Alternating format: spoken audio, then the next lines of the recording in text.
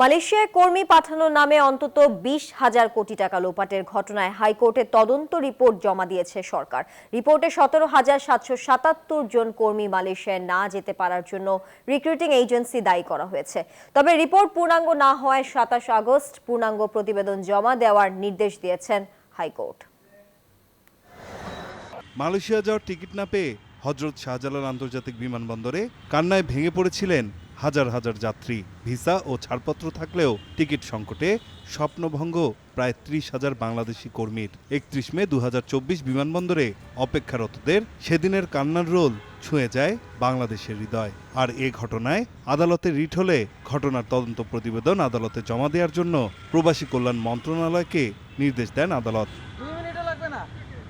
যার প্রেক্ষিতে মালয়েশিয়ায় 20,000 কোটি টাকার ঘটনার রিপোর্ট হাইকোর্টে দাখিল করে প্রবাসী কল্যাণ মন্ত্রণালয়। রিপোর্টে 17,777 জন কর্মী মালয়েশিয়ায় না যেতে পারায় রিক্রুটিং এজেন্সিকে দায়ী করা হয়। প্রতিবেদনে দাবি করা হয়, যেসব কর্মী সব টাকা পরিশোধ এবং ভিসা পাওয়ার পরও যেতে পারেনি তার সব দায় রিক্রুটিং এজেন্সিগুলোর।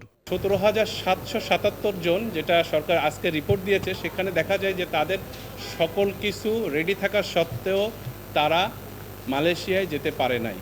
এই দায়িত্ব সম্পূর্ণ রিক্রুটিং এজেন্সির উপরে বর্তায় বলে এই রিপোর্টে প্রতীয়মান হয়।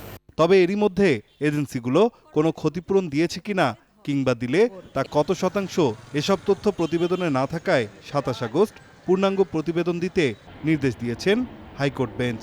যারা ভুক্তভোগী আছে তো তাদেরকে পাঠিয়েছে কিনা অথবা না পাঠালে তাদের টাকাগুলো ফেরত দিয়েছে কিনা এবং রিক্রুটিং এজেন্সি যেগুলো দায়বদ্ধ তাদের বিরুদ্ধে কি ব্যবস্থা নেয় সুনির্দিষ্টভাবে আগামী 27 আগস্ট রিপোর্ট দিতে বলা হয়েছে। গত বছর মালয়েশিয়ায় কর্মী পাঠানো নিয়ে বড় ধরনের আর্থিক কেলেঙ্কারির খবর সামনে আনে গণমাধ্যম। তৎকালীন সরকারের প্রভাবশালী মহলের ছত্রছায়ায় 30,000 শ্রমিকের জীবন নষ্ট করে 20,000 কোটি টাকা হাতিয়ে নিয়েছে একটি চক্র।